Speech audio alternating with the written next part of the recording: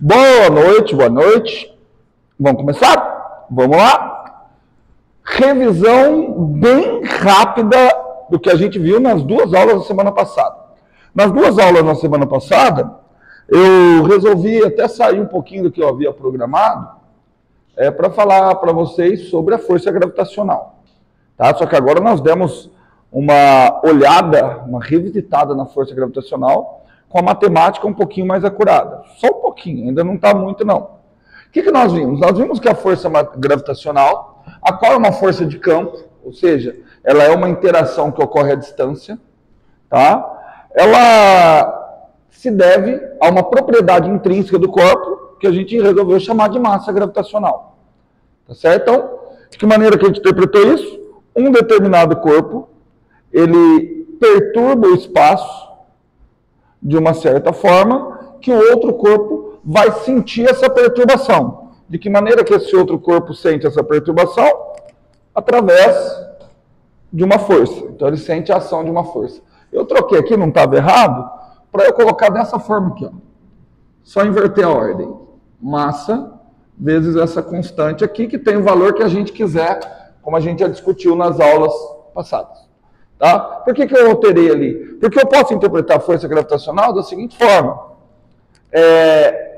Essa distribuição de massa causou alguma perturbação no espaço.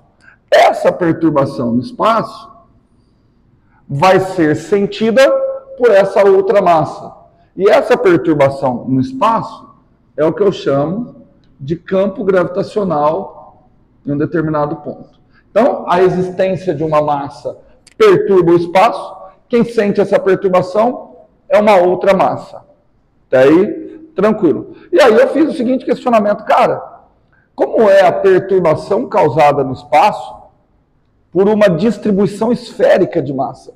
Porque aqui está uma integral, eu não coloquei nada, porque essa integral, ela depende da maneira com a qual a massa que está perturbando o espaço está distribuída.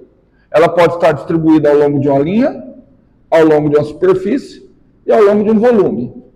Na prática mesmo, ela sempre está distribuída ao longo de um volume. Mas por que eu pego linha ou superfície? Porque, de repente, as dimensões da superfície são muito grandes quando comparadas às profundidades. Aí se despreza a contribuição volumétrica. Tá certo? Então eu imaginei uma casca esférica com a massa muito grande e fui determinar qual é a força gravitacional ou qual é o campo gravitacional que ela causa. E a nossa surpresa foi muito grande. Tá? Quer dizer, primeiro não foi tão surpreendente assim.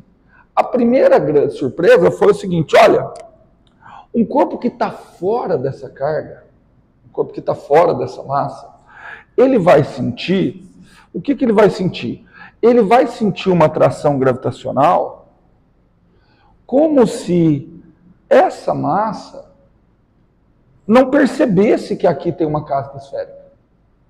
Ele tem a impressão que toda essa massona está concentrada no centro. Então, assim, lembra, o corpo, ele sente a perturbação através de uma força, ele não tem olho. Então, esse corpo aqui, ele sente a força gravitacional da seguinte forma, menos G, emão, eminho, quadrado da distância, eu vou colocar quadrado da distância como D, na direção do versor R. Eu não coloquei quadrado da distância como R para não confundir com o raio da esfera, tá? D é a distância. Então, olha que interessante, ele não percebe. Tudo se comporta como se ele visse toda essa massa concentrada na origem. O que vai ser legal disso? Tá? Que, aliás, já vou adiantando que é um dos exercícios da prova de vocês. Tá certo? Que o que eu concluí para a casca esférica, agora eu vou fazer vocês intuírem isso, só que assim, já estou até a dica, já começa a fazer esse exercício. Tá? Vou levar vocês a intuírem. Se ao invés de uma casca esférica, fosse um volume esférico, vocês concordam comigo que a conclusão seria a mesma? Porque eu posso entender um volume esférico, Lucas, como sendo, eu tenho uma casca esférica aqui. Ela enxerga a casca? Não. Ela enxerga como se toda a massa estivesse na origem. Aí eu coloco uma outra casca esférica pequenininha aqui, menor. O que acontece? Ela enxerga como se tudo estivesse na origem. Então, se eu for colocando um monte de casca esférica, eu junto um volume, certo? Então ela vai enxergar. Então não tem diferença. Que é o que acontece com a gente. A Terra é uma esfera volumétrica. Vamos falar, essa garrafinha, ela não percebe que a Terra é uma casca esférica. Ela se sente puxada para onde? Entendeu a frase? Você está sendo puxado para o centro da Terra? Na realidade, você está sendo puxado em todas as direções. Só que a resultante dá em direção ao centro. Então você tem a impressão que toda a massa da Terra está concentrada no centro da Terra. Isso vai ser uma coisa que vai ter que provar matematicamente. Tudo bem? Não sei se é a primeira, mas é que eu ainda preciso transcrever a aula passada. Até o dia da prova, eu garanto para vocês vão ter a transcrição disso tudo, tá? Eu preciso transcrever a aula passada com todas as demonstrações, mas já tem a aula, né, também. Com todas as demonstrações, vocês vão ter que fazer uma matemática que é muito parecida, só que nesse caso é volumétrico. Ok? Então tá bom. E aí, o que acontece? O que acontece é o seguinte, fora da esfera, estamos juntos? Todo mundo certo? Essa é a parte principal que eu vou até usar ela essa semana, tá? Essa semana eu vou trabalhar com essa parte principal. Lembra que nós temos aula na quinta, né? Tudo bem? Vai. Marcado quinta. É 7h15, né? Que é a hora que o Matheus chega. Só que aí, assim, eu não vou ter muita hora para acabar. Vocês não tem mais nada na quinta. Não tem nada marcado de nada essa semana ainda não. Tá bom? Se não tiver nada. Então fechou. Aqui. Isso daqui não era tão surpreendente. Agora, essa daqui foi surpreendente. O que acontece se eu colocar uma massa? Ou, por exemplo, vamos imaginar que a NASA detectou um planeta oco. Um planeta que é só a casca. Cara, é garantido, se colocar alguma coisa dentro desse planeta, ele não sente força gravitacional. Ou seja, aqui é como se ele estivesse flutuando. Isso não é intuitivo. Certo? Mas nós chegamos nesse resultado. Depois de muita conta, nós obtemos esse resultado. Que o interior de uma casca esférica oca, a força gravitacional é nula. Certo? Eu posso até generalizar, tá? O interior de qualquer superfície oca não vai ter campo gravitacional.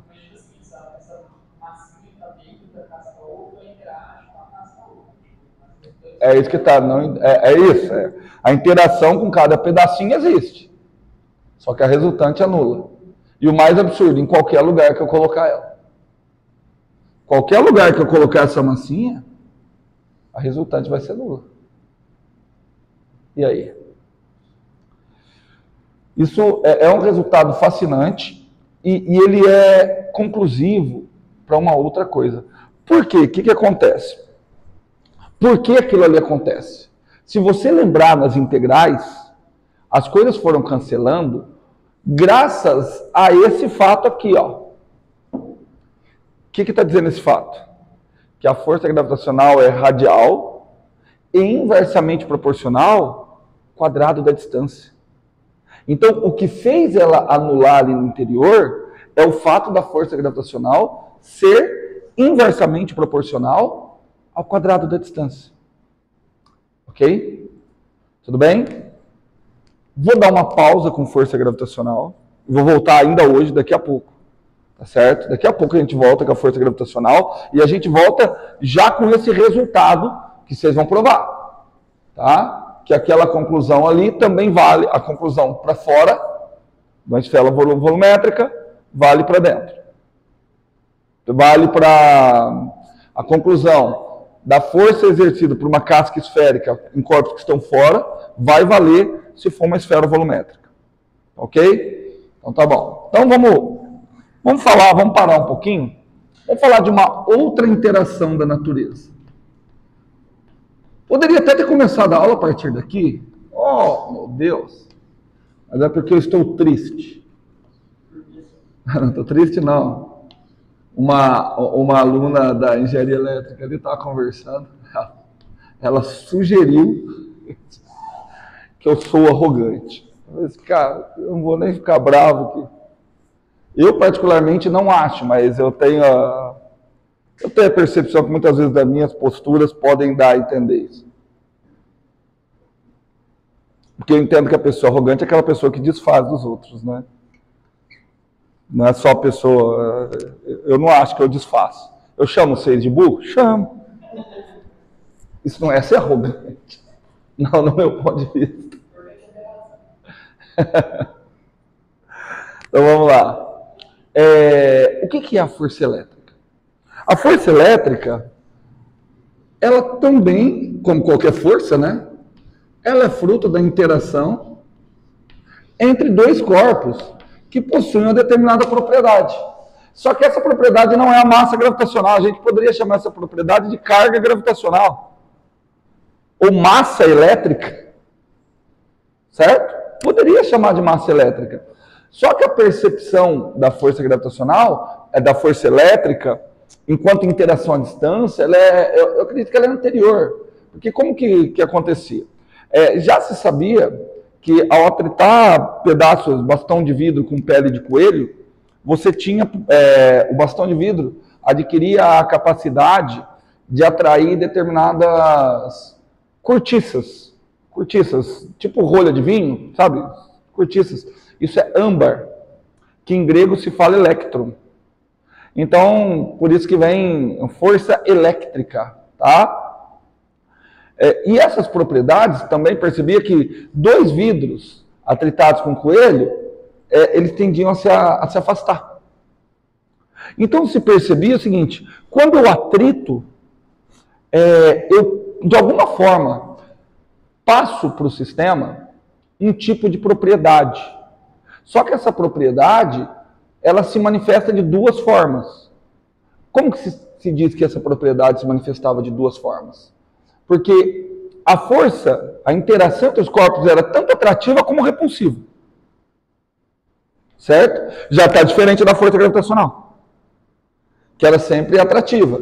Interação, essa propriedade recebeu um nome, como eu falei, poderia se chamar massa elétrica. Provavelmente, se eles já tivessem domínio da força gravitacional, essa propriedade se chamaria massa elétrica, tá? Porque a massa gravitacional faria sentido chamar de massa elétrica, mas chamou-se de carga elétrica. E aí eu quero que vocês sejam bem críticos. Eu vou aprofundar isso aqui no curso de eletromag, que quando a gente fala carga elétrica, você na realidade não sabe do que você está falando. O que é uma carga elétrica? Como é que você mostra uma carga elétrica para um aluno? Uma carga elétrica é simplesmente uma propriedade que lhe permite sentir força elétrica. Tudo bem? Da mesma forma que a gente não consegue definir de maneira precisa o que é uma massa gravitacional. Massa gravitacional é aquilo que interage com força gravitacional. Então, a carga elétrica é isso.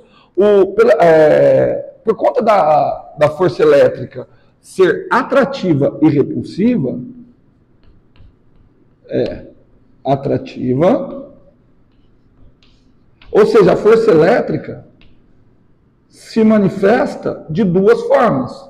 Então significa o seguinte, essa propriedade que o corpo tem, que lhe permite interagir com o sistema, ela se manifesta de duas formas. E aí deram um nome para essas duas propriedades de carga resignosa, né? Então dizia que o vidro adquiria uma carga resignosa, não, que a pele do coelho tinha uma carga o âmbar tinha uma carga resignosa e o vidro tinha uma carga que se chamava de carga vítrea. Bons nomes, né? Resignosa de resina, porque ele atraía aquela resina, o âmbar. E carga vítrea do vidro. Então, ao atritar vidro com a lã, acreditava que você conseguia alterar a propriedade do vidro e ter a carga vítrea.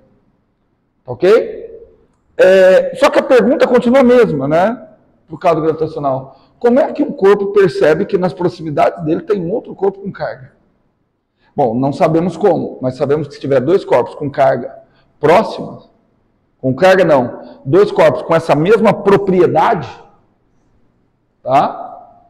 Um vai perceber a proximidade do outro através de uma força de interação.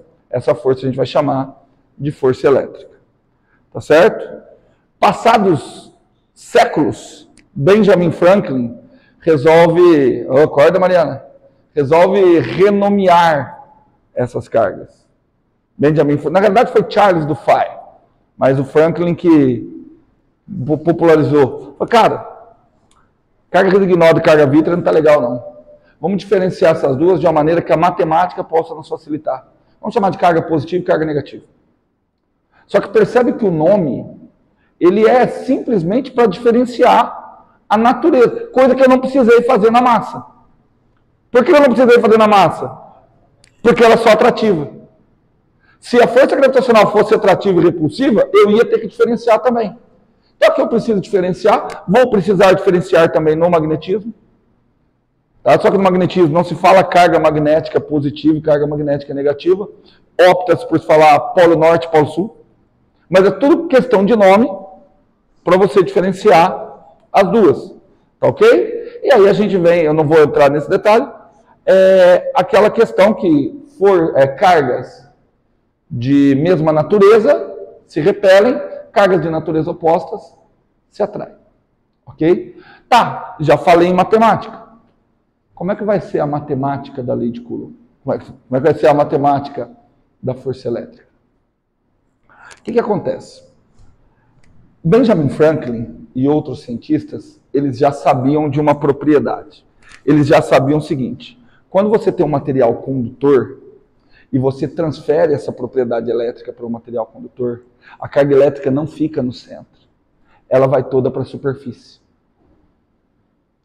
Certo? Essa propriedade já se sabia, porque o condutor ele facilita muito o transporte dos entes que carregam essa propriedade. Então, qual que foi a questão? Falei assim, cara, eu já sei que um condutor esférico, em termos elétricos, um condutor esférico, em termos elétricos, ele se comporta como uma casca esférica carregada. Então é como se toda a carga, você quer que ele seja carregado positivo ou negativamente, Mariana? Negativamente? Então tá. Então é como se toda a carga elétrica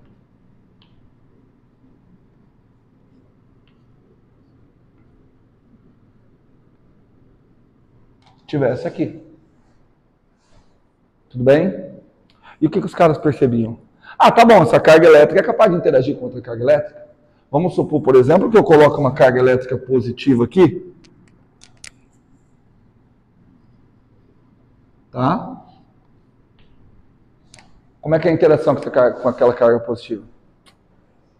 Comporta-se como se ela tivesse, se ela não enxergasse a distribuição. Ela sente, ela é radial. É uma força, estou imaginando essa carga que eu coloquei aqui como positiva, tá? Ela é radial e ela se comporta como se toda a carga tivesse concentrada no centro. Só que isso é uma coisa que era difícil de medir. Porque você não sabe se ela está real, se a força está realmente apontando para o centro, ou se a força está ligeiramente lateral. Qual foi ela pode estar um pouquinho inclinada assim, Lucas. Qual foi um experimento assim desolador? Que você sabe, eles sabiam que se você colocasse uma carga no interior, não tinha força elétrica. Traduzindo, o comportamento aqui está o quê? Igualzinho da força gravitacional. Portanto, a conclusão foi: a força elétrica também deve cair com o quadrado da distância. Tudo bem? Então, uma equação para a força elétrica, ela deve seguir a mesma estrutura matemática da força gravitacional. Ou seja, ela vai ser uma constante qualquer. Obviamente, de novo, quanto que vale essa constante, Matheus? Quanto você quiser. Depende daquilo que você define como unidade de carga elétrica. Tudo bem? Olha que show de bola. Depende daquilo que você definir como unidade de carga elétrica.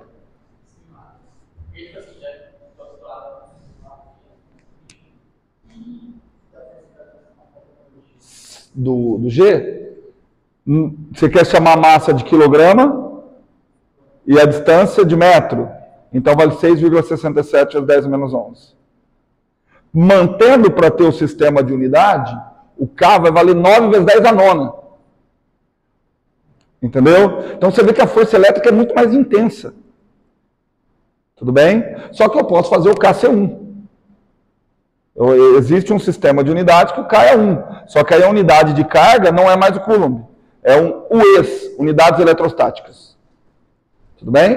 Então, sim, você tem controle. Esse valor aqui é o que você quiser. Tá? Então, Q, K, Qzão, Qzinho, por D quadrado, e essa força também é radial. O que está de diferente? Assim, falar que a constante está diferente, pelo amor, hein, gente? O que está de diferente? Não tem sinal negativo. Mas olha como é show. Por que não tem sinal negativo? Porque a carga elétrica, ela pode ser positiva, ela se manifesta de duas formas. Então, o que acontece? Uma força negativa indica que está tendo atração, não é? Quando é que tem atração? Quando as cargas têm sinais opostos. E aí, positivo vezes negativo, vai dar negativo, indicando a atração. Então, a equação de Coulomb ali, aquela lei de Coulomb, tá ok? Então, isso daqui, só um detalhe. Historicamente, primeiro, sugeriu-se isso por conta disso aqui. E aí que foi feito o experimento da balança de Coulomb. Ok? Então, temos aqui essa ideia, e aí então já sabemos calcular a força elétrica. Já sabemos. Portanto, a força elétrica é só eu seguir a ideia ali. Como é que é a força elétrica? Ela vai ser a constante elétrica vezes a carga que sente a força. Se bem que aqui eu troquei, né? Mas tanto faz. Integral da parte que cai com o inverso quadrado da distância.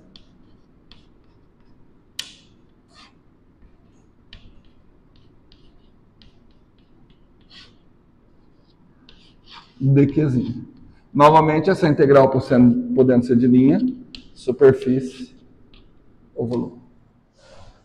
Certo? Então, olha que coisa linda, a mesma estrutura matemática. Literalmente, a mesma estrutura matemática. Tá certo?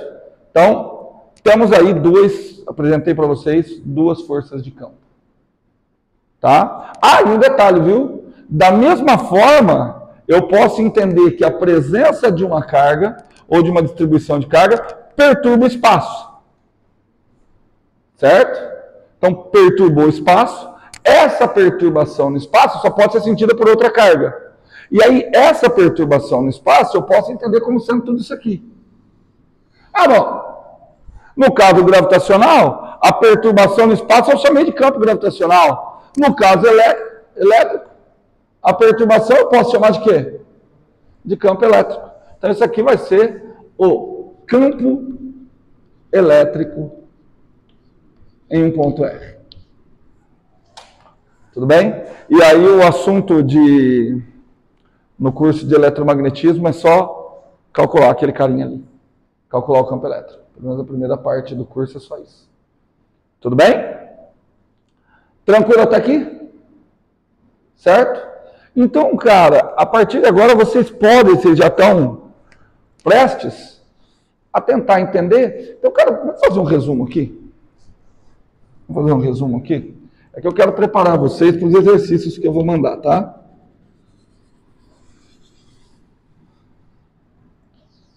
Vou fazer um resumo. Então vamos lá. Resumo.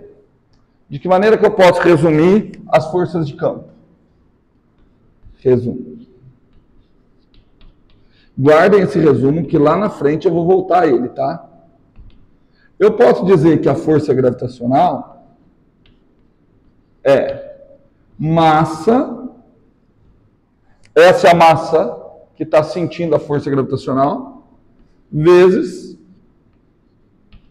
o campo gravitacional que ela está imersa. Tudo bem? Não estou dizendo, aquele campo gravitacional ali é variável, tá? Varia com a posição. Posso resumir dizendo que a força elétrica, ó, presta atenção, é a carga que sente a força elétrica vezes o campo ao qual ela está imerso. Então, é muito importante você olhar para a equação e extrair mais do que uma simples fórmula. Vamos entender o seguinte, ó, existe uma distribuição de massas que está perturbando o espaço. Essa perturbação no espaço é esse G. G. É esse G, o campo gravitacional. Se eu colocar uma massinha qualquer nesse campo gravitacional, ela vai sentir uma força que é massa vezes campo gravitacional. Tanto que eu não gosto nem de dizer que esse campo gravitacional, quando eu entendo como campo gravitacional, ele é 10 metros por segundo ao quadrado. Eu prefiro entender ele como Newton por quilograma. Fica mais, é a mesma coisa, mas fica mais fácil, faz mais sentido. O que é um campo gravitacional de 10 newtons por quilograma? Significa que cada 1 quilograma que eu colocar ali vai receber uma força de 10 newtons. Certo?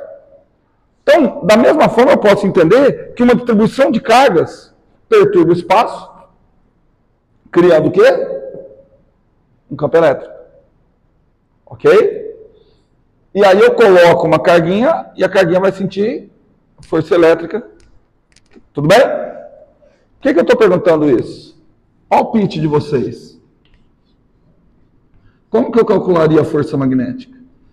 Seguindo essa mesma estrutura. A carga magnética, né, seria... Não, tá perfeito. Seria a carga magnética vezes o campo magnético, só isso. Tudo bem? Só que no campo magnético tem um outro pequeno problema. Porque assim, ó... qual é a entidade que sente força gravitacional? Massa. Qual a entidade que sente força elétrica? Carga. Qual a entidade que sente força magnética? Carga em movimento. Porque força magnética é uma força relativística. Tá certo? Assim, eu vou até colocar alguns pontos da força magnética, mas assim, carga em movimento, corrente. Então a força magnética, vamos lá, ó, a entidade que sente a força magnética. Ah, legal. Todo mundo de acordo? Que carga vezes velocidade, tem carga em movimento, a entidade que sente a força magnética. Aquilo ali é a massa magnética, ou a carga magnética, se vocês quiserem chamar, certo? Carga magnética, vezes o campo magnético. Aí que vem um... Não, mas olha como que é simples, ô Vitor. Diferente das outras, a entidade que sente um campo magnético é um vetor, não é mais um escalar. Então, o produto não pode ser simples. O produto que vem aqui tem que ser, de alguma forma, que produz um terceiro vetor. Qual é o único produto de vetores que produz um terceiro vetor? Produto vetorial.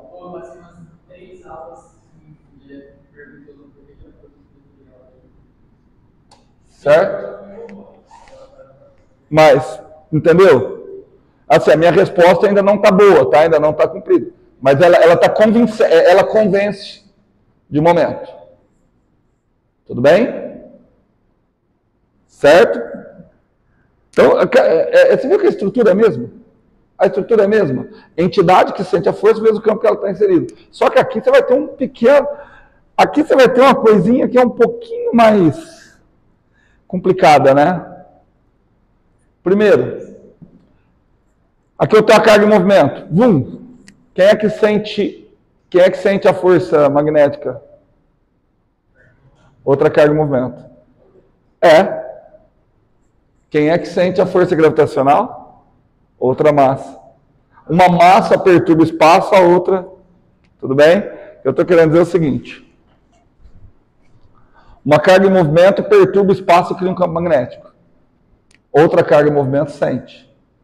Carga, carga. Estamos em movimento? Com relação a vocês, sim. Eu, em relação a ela, não. Então, com relação a vocês, vocês vão ver força magnética. Eu não. Porque com tá vendo? A força magnética, ela é uma questão relativística. Na realidade, você pode só trabalhar com isso daqui, usar o que se estuda em relatividade e obter os resultados a partir de princípios relativísticos. Aliás, a origem da relatividade é também detectar problemas no cálculo da força magnética. Certo? E aí é um detalhe que quando você acha que você sabe, você já entendeu a parte conceitual. Semestre passado eu montei um curso aprofundado de mecânica clássica. E aí o pessoal foi desistindo, ficou o Vitor Brambila, o Vitor e o Gustavo. Eu falei, cara, vamos fazer o seguinte, vamos pegar exercícios do livro e vamos resolver? E aí escolhemos um exercício lá de campo magnético. E aí, a hora que foi resolver o exercício, aí que eu vi, que falei, cara, e ainda fui comentar com todos os professores da física. Todos. Nenhum nunca tinha parado para pensar nisso. O que acontece? Se na força magnética aparece velocidade, essa velocidade é em relação a algo. Quem que tem que ser esse algo? Um referencial inercial. Tudo bem? Pensa duas cargas com a mesma velocidade em relação ao referencial inercial. Tem força magnética. Tem força magnética entre elas. Só que quem tá no referencial inercial percebe. Mas as duas cargas, uma em relação à outra, não faz nem sentido eu analisar. Porque uma em relação à outra não é um referencial inercial, porque não tem como ela se manter com velocidade constante. Porque elas já estão sentindo a interação. Entendeu? Certo? Então é muito mais profundo isso daí. Tá ok? Tanto que a transformação de Lorentz, ela vem para resolver um problema daqui. Ó. Ela não vem para resolver o problema. Só que o Lorentz chegou nela e ele não tinha o que interpretar. Era só a maneira de encaixar nas equações de Maxwell. Tudo bem? Tamo junto? Finalizei com todas as forças de campo. Vou passar um tempinho agora, hoje, amanhã, discutindo a força gravitacional, só que em regiões muito restritas, tá?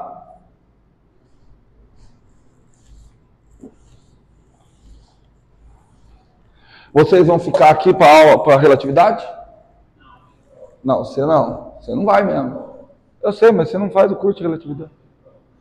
Mas você não tem... Não, eu estou perguntando isso. Calma, Lucas, calma.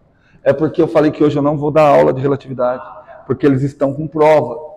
Mas para não parecer que eu estou dando migué, eu vou ficar aqui para auxiliá-los a resolver, entendeu? Não, eu tenho prova. Calma um pouco.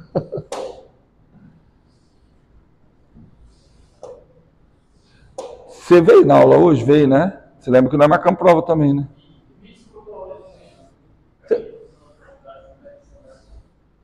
Não foi com você, não. Foi na outra turma. A prova vai ser dia 18, viu?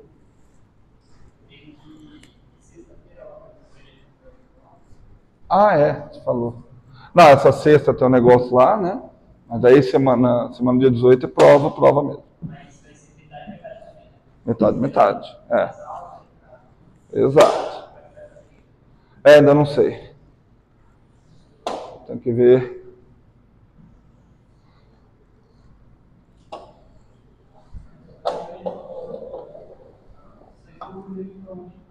Bom.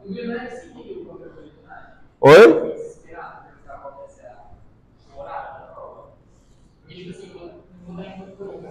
Não, você explicou.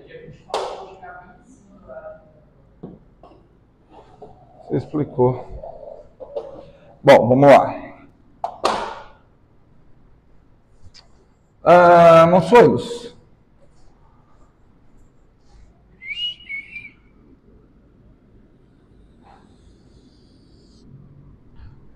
Um prêmio para quem adivinhar o que eu desenhei ali? Não. Não é uma reta.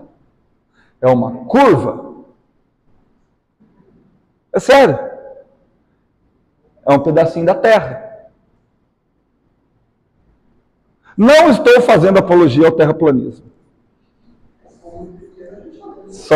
Exato. Vamos pegar aqui. Olha lá.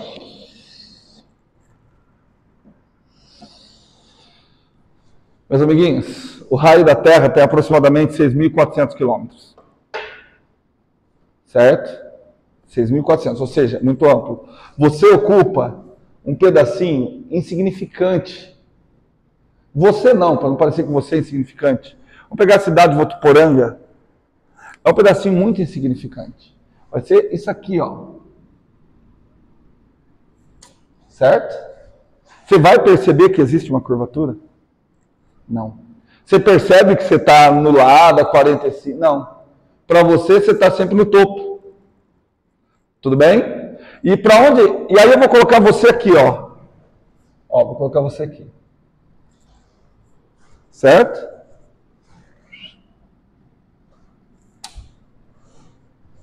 Tudo bem?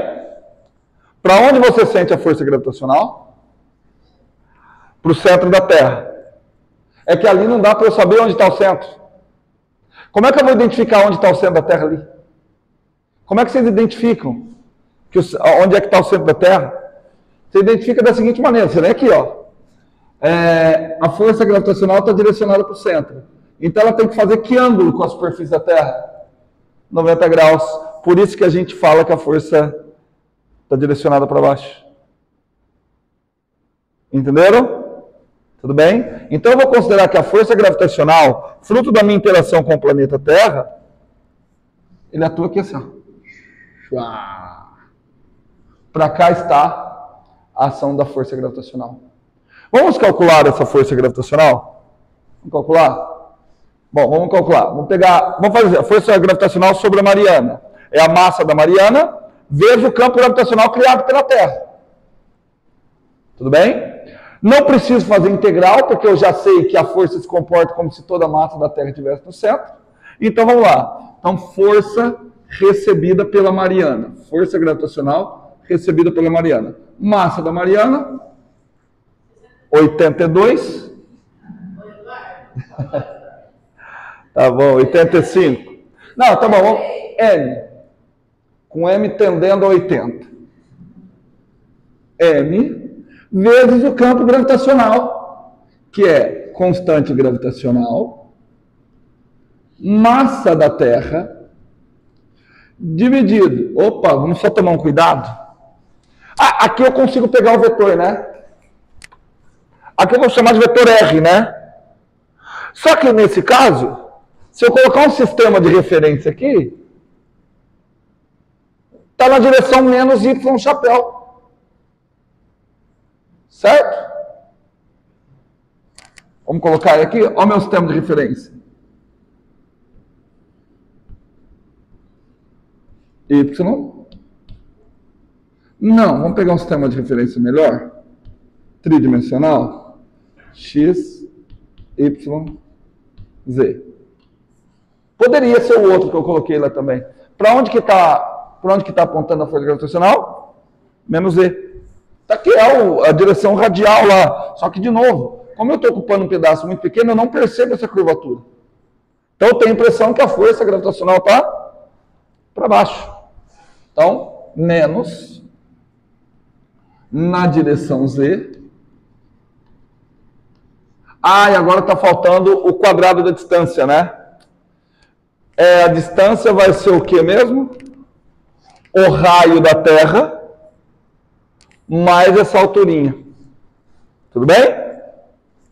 Vou escrever assim, ó. Raio da Terra mais essa alturinha ao quadrado.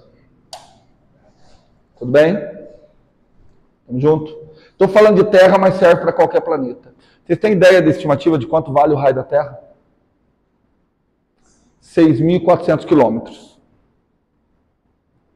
6.400.000 metros, já que nós vamos trabalhar em metros. Olha aqui para mim. Qual é a máxima distância que você pode estar do solo? Vai, fala uma distância grande que você está do solo. Hã? Nossa, 10 mil metros? Se você escalar o Everest... Tá, mas vamos colocar assim, distâncias próximas mesmo. Cara, não vai dar mais que 50 metros. 100 metros. Dá 1 quilômetro. Vamos falar que você foi morar no prédio que o Pablo Marçal quer construir em São Paulo. Certo? 1 quilômetro. Tá bom. 10 quilômetros. 20 quilômetros. Já tá bom, né? O que eu quero dizer com isso? Aqui, olha só a conta que vai ser, Lucas. 6 milhões e 400 mil metros.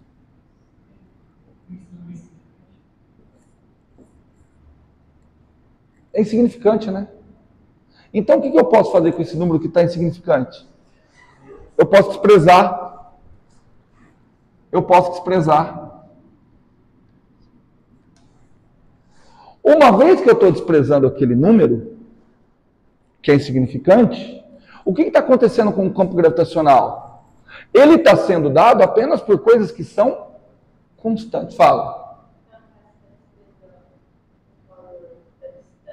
Em comparação ao raio. Porque eu vou ter que elevar ao quadrado.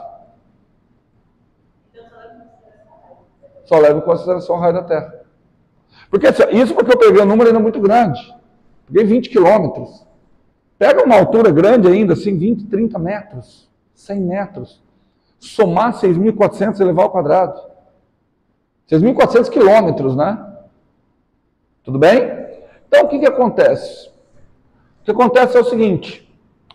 A parte do campo gravitacional fica dada apenas por coisas que são constantes. O que são essas coisas? Constante gravitacional, massa do planeta e o raio. Então não é nenhum absurdo eu falar que próximo à superfície da Terra, eu vou dizer que a força gravitacional é constante. Certo? Próximo à superfície da Terra. Esse próximo, aí cabe a gente ver o quão próximo, tá? Próximo à superfície da Terra, a força gravitacional é constante. Então, próximo à superfície da Terra, eu vou inclusive trocar o nome. Eu vou chamar essa força gravitacional de força-peso. Então, quem é a força-peso? É a força gravitacional nas proximidades da superfície da Terra. E aí, a força-peso é massa vezes o campo gravitacional. Show de bola? Não, já coloquei no G. Quem é G? Menos Gzão é mão por R quadrado na direção Z chapéu. Certo?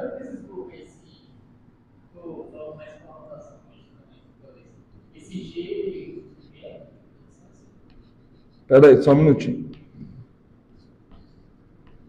Para esse sistema de referências que eu adotei, é Z chapéu. O que você falou, Lucas?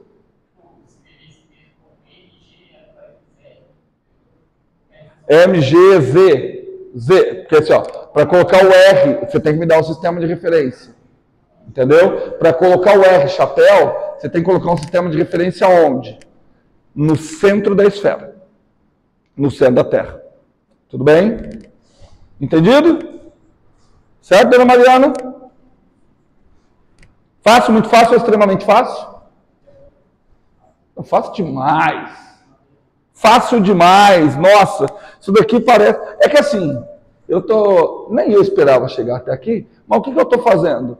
Aquilo que vocês viram em Física 1, que talvez não dava para entender, porque é constante, nós estamos entrando a fundo nisso agora. E eu estou aqui pensando, eu estou dando aula para vocês, falo, cara, eu conseguiria justificar isso para uma turma de Física 1? Ainda não. Porque por que eu consegui justificar? Consigo justificar o fato de eu considerar que a força é para baixo. Com aquele desenho lá. Mas aquele desenho só foi feito porque eu fiz um cálculo matemático e percebi que a força gravitacional se comporta como se tudo tivesse na origem. Tudo bem? Então, agora nós vamos pensar aqui, cara. Agora nós vamos fazer o seguinte. Vamos ver um movimento. Eu quero analisar o movimento sob ação exclusiva da força gravitacional. Ok? Então vamos fazer assim, ó, Lucas. Estou lembrando do desenho que a minha filha assiste. Chama Lucas and Friends. Olha, eu escrevendo Lucas and Friends. A cabeça já não está boa. Cara, eu vou falar para vocês, o meu horário agora ficou horrível no seguinte sentido. Da aula de mecânica clássica, para mim, tranquilo, com a cabeça cansada. Da aula de relatividade, com a cabeça cansada. Olha, eu vou precisar de uns 3 anos dando aula de relatividade, viu? Que relatividade, pelo amor de Deus, né? E o trabalho que foi elaborar exercício para vocês? Não, eu trabalho, porque relatividade eu não tenho muita experiência dando aula. Eu vou montar um exercício, só que eu vi, nem eu sei fazer o exercício. Não, eu acho que eu sei.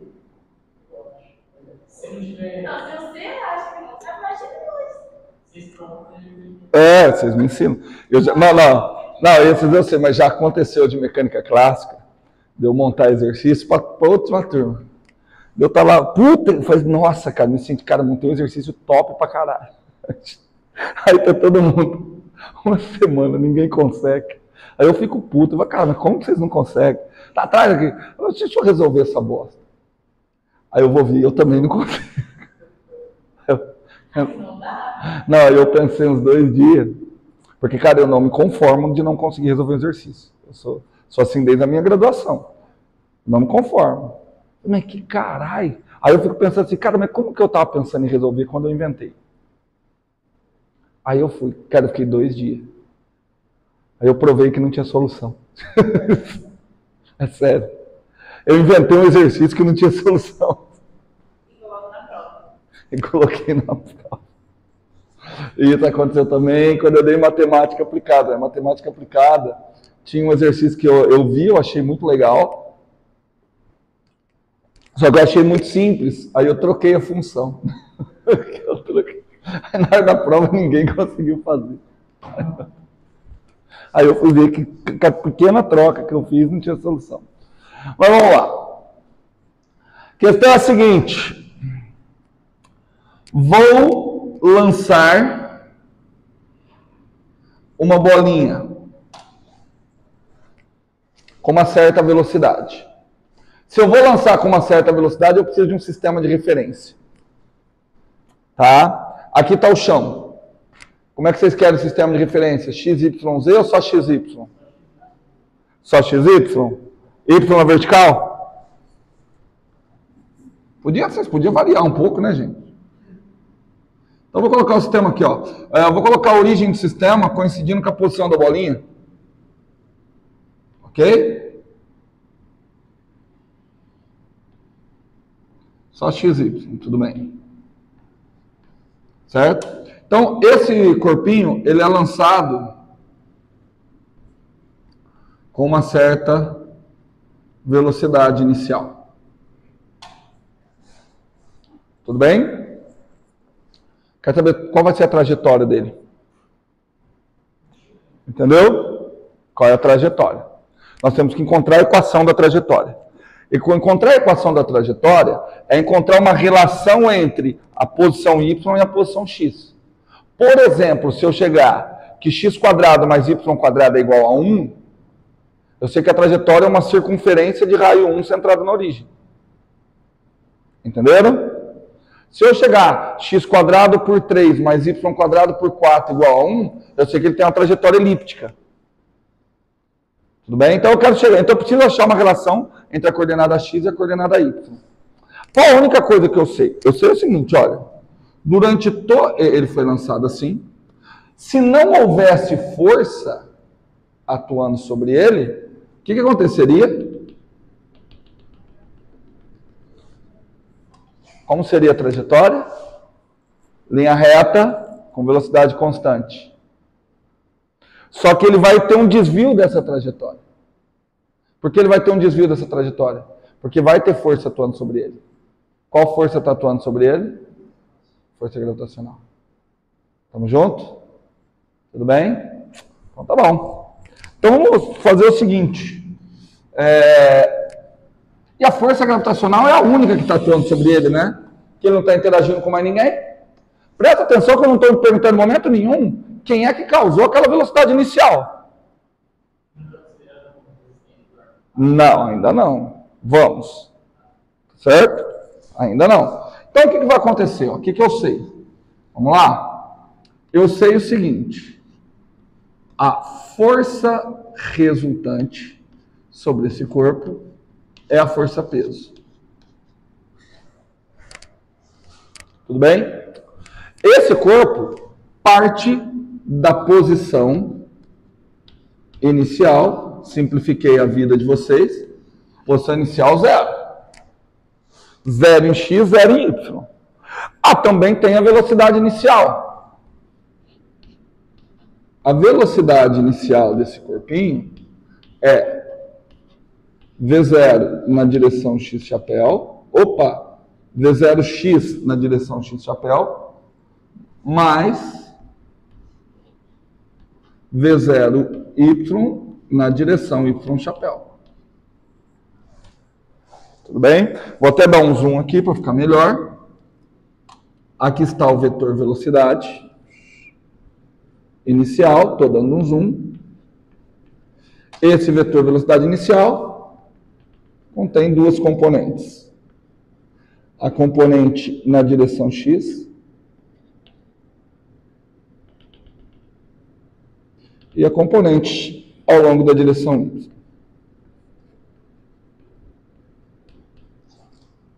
Tudo bem? Entendido? Pronto, essas são as informações que a gente tem. Só que tá fácil. Dessa informação, eu tiro o seguinte, ó. Força resultante, massa, vezes derivada segunda do vetor posição. É igual a força-peso. Quem é a força-peso nesse contexto? Menos mg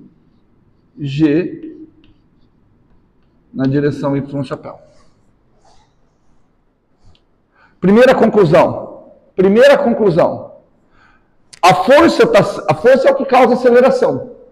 E a força está sendo aplicada apenas na direção y. Ou seja, o que vai acontecer com a velocidade ao longo da direção x? A força resultante, força causa aceleração. Aceleração é mudança na velocidade. Só que a força ocorre apenas ao longo da direção y. Então, o que acontece com a velocidade ao longo da direção x? Constante. Em x ela não vai variar. Tudo bem? Portanto, olha o que a gente vai chegar. A gente vai chegar nisso aqui, ó. Que R, dois pontos, é igual a menos G na direção Y chapéu. Tudo bem? Tudo bem? Então, isso aqui são os dados que a gente tem no exercício.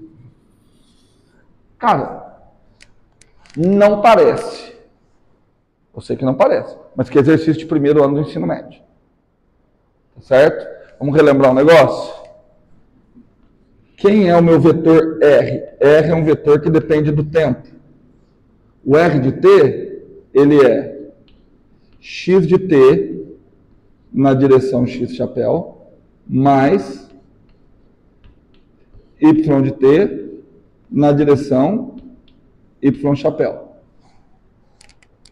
Tudo bem? Portanto, se eu pegar essa equação e linkar com essa daqui, vamos ver, vem comigo. Quem é o vetor R dois pontos? X dois pontos na direção x chapéu, mais y dois pontos na direção y chapéu. Ah, professor, mas eu não preciso derivar, porque derivar o R é derivar tudo isso. Eu não preciso derivar os vetores unitários? Precisa. Só que nesse caso você escolheu um sistema de referência, e o que acontece com esses dois vetores unitários? São constantes. E aí na derivada, ele sai fora porque ele não está sozinho, ele está acompanhando o x. Tudo bem? Portanto, linkando essas duas coisas, olha o que a gente vai ter. Quem é R dois pontos? X dois pontos na direção de x chapéu mais y dois pontos na direção y chapéu igual menos g na direção y chapéu. Tudo bem? Tudo bem, Matheus? Matheus, não é possível que isso aqui não está fácil, Matheus. Olha só, eu tenho uma igualdade de vetores. Do lado de cá eu tenho um vetor que só tem componente y. Então, consequência, quanto que deve valer isso aqui? 0. Só que o x chapéu é constante. Portanto, x dois pontos deve ser... Quanto deve ser x dois pontos? 0. Certo? Tudo bem ou não? Então aqui eu chego nessa relação fantástica.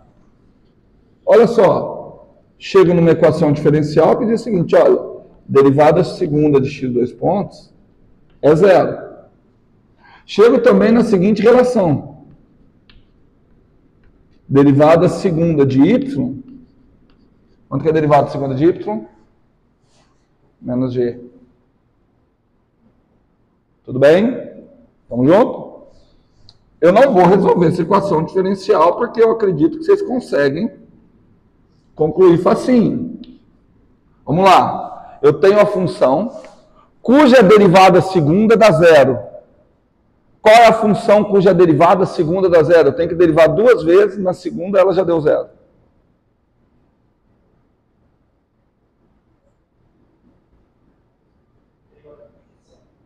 Uma reta.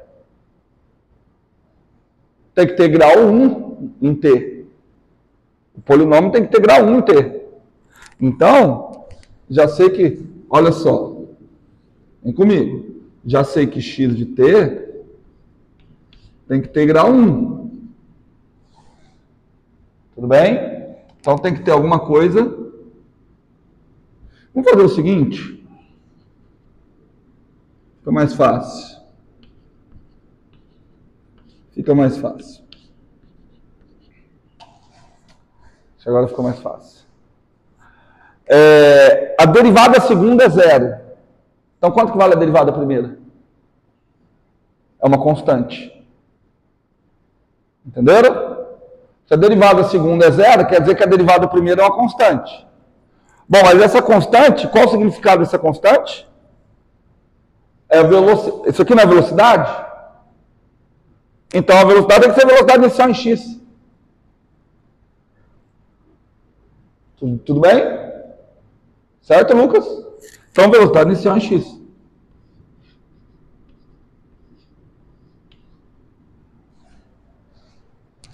Ok? A minha conclusão é, se a derivada segunda em x é 0, quer dizer que a derivada primeira é 0. Perdão, quer dizer que a derivada primeira é constante. Mas a derivada primeira é a velocidade. Então, significa que a velocidade é constante. Se a velocidade é constante, que eu já tinha concluído lá no começo, tem que ser a velocidade inicial. Foi? Tudo bem? E agora vamos tentar tirar uma conclusão parecida para y.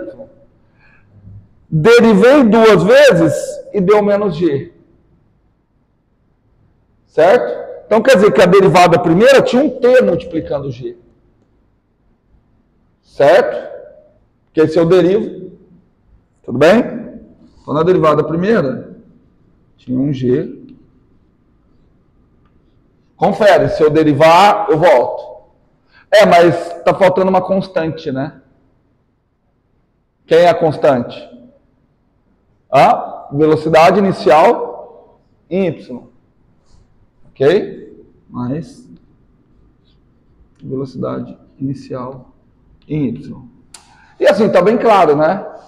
O movimento em y é uniformemente acelerado e o movimento de x é com velocidade constante. Bom, e agora então vamos fazer o processo de novo, porque o que me interessa São as posições. Vamos lá. Mesma ideia. Quem é que eu derivo e obtenho uma constante?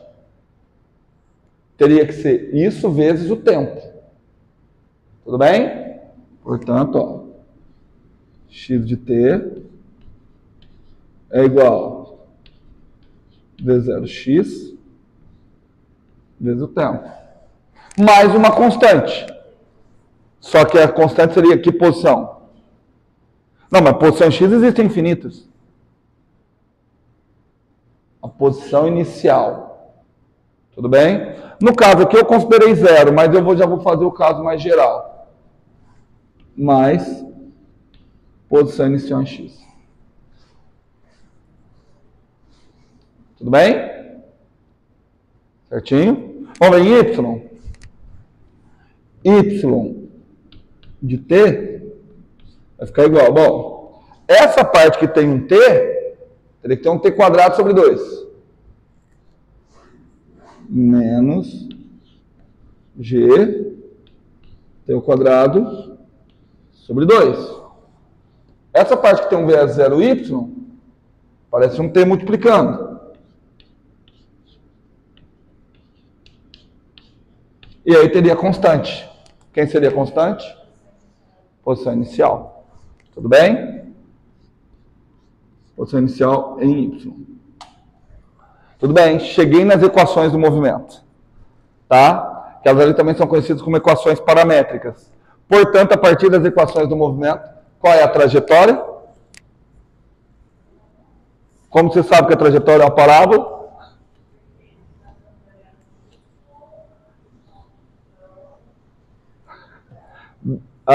Primeiro, não existe função de segundo grau, isso é a função quadrática. Função não tem grau. E outra coisa, o fato da função em y ser a função quadrática não me garante que a trajetória é uma parábola. Mas esse gráfico é y pelo quê? Pelo tempo. E daí que isso? Tá bom. Tá bom. Joguei para cima. Voltou. Como é que vai ficar a equação em y? Igualzinha. Porque se você parar para pensar, qual é a diferença desse movimento para esse movimento? O primeiro tem velocidade inicial em x. Só essa a diferença. Esse movimento, força resultante, continua sendo... Isso aqui foi uma parábola? Esse movimento foi uma parábola? Não. Só que a equação dele é isso aqui. Gente, isso aqui é tempo. Então eu vou tabelar. Isso aqui está me dando a posição em y. Para eu achar a trajetória, eu tenho que, de alguma forma, linkar quem com quem? Linkar x com y. Então eu tenho que olhar nas duas equações e ver quem é que aparece simultaneamente nas duas equações? O t. Então eu vou ter que isolar o t na primeira, substituir na segunda. Aí eu vou achar a equação em y. Estamos juntos? Certo? Assim. Então, vou colocar assim, ó, portanto. Vamos lá. Como é que vai ficar? Ó, eu vou um pouquinho rápido. T vai ser igual x, não vou ficar colocando x de t, tá? Menos x0. Posso colocar delta x? Eu acho que fica melhor, né? Delta x sobre v0x. Portanto, delta y, ó, já passei o y0 para o lado de cá, tá? Tudo bem? Delta y é menos g sobre 2. Agora não dá mais. Delta x ao quadrado. Tudo bem? sobre Vx, sobre V0x. O V0x eu posso escrever como Vx também, né? Uma vez que ele não muda. Mais quanto? V0y por V0x. Ah, eu gostei disso. Porque aqui, ó, vezes ΔX, né? Vezes x menos x0. Agora você pode dizer que a trajetória é uma parábola. Tudo bem? Porque agora, se você desenvolver o x, vai aparecer y e vai aparecer x². Quer desenvolver? Exato. Ó, vamos lá. Vai ficar isso aqui, ó. Y menos y0. Eu vou passar o y0 para lá, tá? Vou ser um pouquinho rápido. Menos g sobre 2 vezes x². Tá faltando esse daqui, já eu ponho, tá bom? Aí, menos vai ficar mais. O 2 vai cancelar. 2 vai cancelar, então vai ficar mais. É que eu quero ver quem é que vai multiplicar x, tá bom? Vou passo a passo. Mais gx, x0. Tudo bem? Ou melhor, g, x0, x. Está faltando dividido pelo V0x. Eu sei. Tudo bem? Mas ainda vamos manter a calma. O que mais? O que mais está faltando? Está faltando menos g sobre 2 x0 ao quadrado sobre V0x. Então está faltando todo mundo ali sobre V0x. Tudo bem? Aí tem esse aqui, ó. V0yx por V0x, tá bom? Esse por esse vezes esse. Tudo bem? Já vou começar a resolver o problema. Esse por esse vezes esse, que eu vou colocar aqui, ó, vou somar aqui, porque os dois têm x. Tamo junto? Tá, mas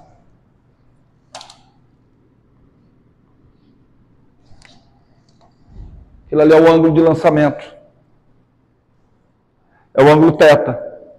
Se eu pegar Vy dividir por Vx, é a tangente de θ. Entenderam? Tudo bem? A tangente de θ. Então aqui deu tangente de θ vezes x, mais isso daqui por V0x. Então vamos pegar isso aqui por V0x, ver se vocês concordam comigo. V0x é módulo de V0 cosseno θ. Tudo bem?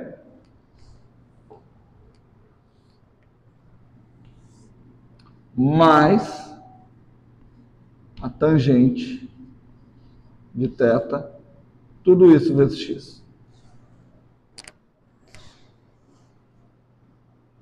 Tudo bem? Estamos juntos? Que mais? Aí está faltando esse trecho, né? Menos g sobre V0x, V0. Bom, isso aqui vocês continuam. Deu para perceber que é uma parábola, né? E deu mais ainda. Essa parábola tem a concavidade voltada para onde? Para cima ou para baixo? Essa é meio óbvio que é para baixo, porque você conhece a trajetória, né? Você nunca jogou um negócio de subir. Mas olha lá, qual que é o coeficiente de x²? É um número negativo. Certo? O coeficiente de x² é um número negativo. Perceberam? Como é que eu posso operar com isso e fazer previsões? Olha que legal. Vamos imaginar que não houvesse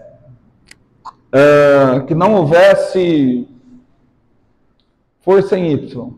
Passado um determinado tempo, vou apagar aqui, vou fazer o desenho aqui que vai ficar mais bonito, tá bom? Vou colocar um monte de exercício de lançamento oblíquo para vocês, tá? Qual que é a tática? É você relacionar um movimento com o outro. Tudo bem? Ou usar também equações que você já conhece. Equações que você já conhece, tipo... Por exemplo, se eu perguntasse, quanto tempo ele demora para atingir a altura máxima? Espera aí. Vamos usar cálculo? Quanto tempo ele demora para atingir a altura máxima? Onde é que eu olho a altura máxima? No X ou no Y? No Y. Você quer que o Y tenha um ponto de máximo? Como que você faz? Deriva igual a zero.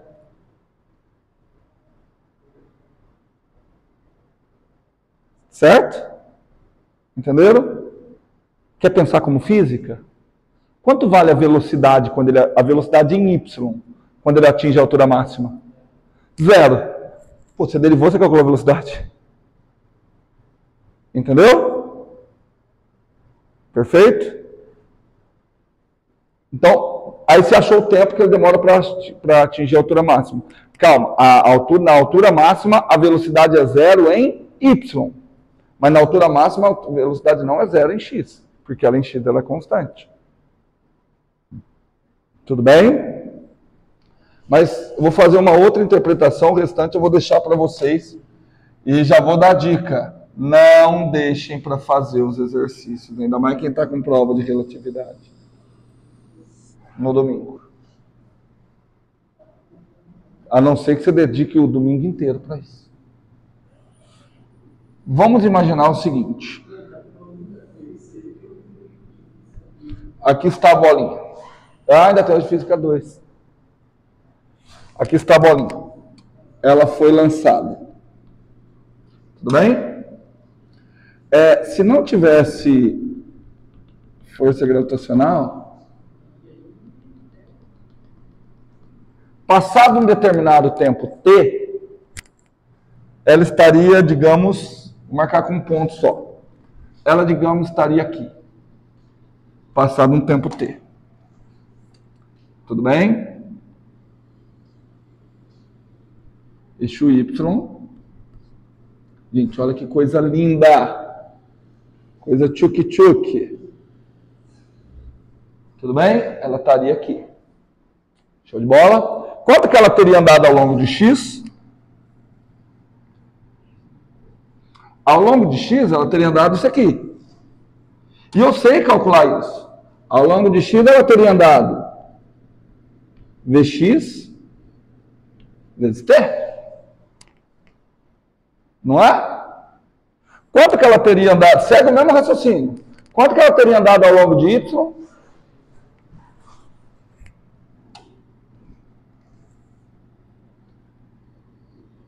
Gente, isso aqui é lindo demais. Quanto que ela teria andado ao longo de y? Vou até colocar aqui em branquetinho.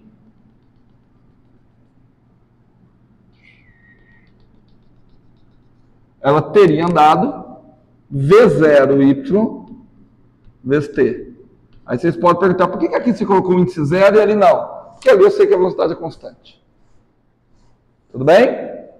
Mas não foi isso que aconteceu. Certo? Ela não teve a trajetória em linha reta. Quando eu olho para cá, não estou considerando y0 igual a 0, né? Quando eu olho para cá, eu vejo realmente, ela poderia ter andado V0t, só que ela andou mais ou menos que V0t. Menos por quê? Porque tem um menos aqui. Então eu tenho que colocar, ela provavelmente vai estar um pouquinho abaixo.